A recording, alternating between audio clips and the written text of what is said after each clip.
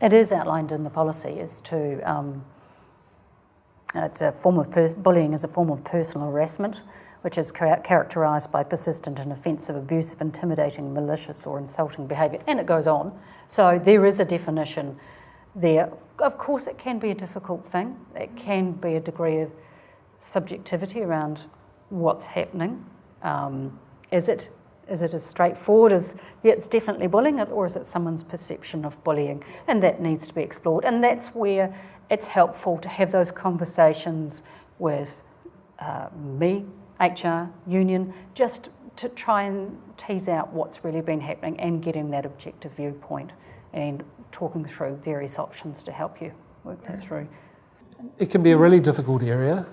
It's like at times when you run workshops on bullying, people report bullying more, which is good that comes up, but I think Jennifer's right. Sometimes you're in a situation and you need an objective point of view to actually say this is or isn't bullying. Sometimes there are cases where a staff member has reported that they're being bullied. When you investigate and look into it and look at the performance and look at all the other issues, they are being managed very closely and regularly. But it doesn't constitute bullying as such. But their perception is that it is, because they're getting this undue attention. But if the performance or the work situation was corrected, that wouldn't be the case. And there are occasions where people are being bullied and they may be very reluctant to raise it because they're not aware of the consequences or don't want to get into that situation. I think, again, those sort of situations, it's good to have a conversation, be it with the union, be it with HR or the mediator, to try and work through what's happening and get some idea.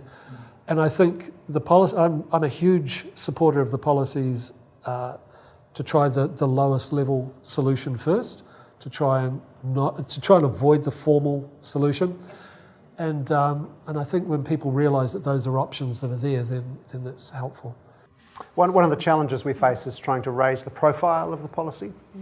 There are part of the induction of new staff. There's a session or mentioned at that, it's part of that. The academic leadership development program for new heads of departments is part of that. Every so often there's something that we try to highlight a bit more in various ways. The challenge is to try and do that in an organisation like this. But so certainly there's an educative function that we hope is an ongoing one. Every so often OUSA will have some sort of campaign about bullying or something like that, which helps to raise the profile of good behaviour, but also of the policy.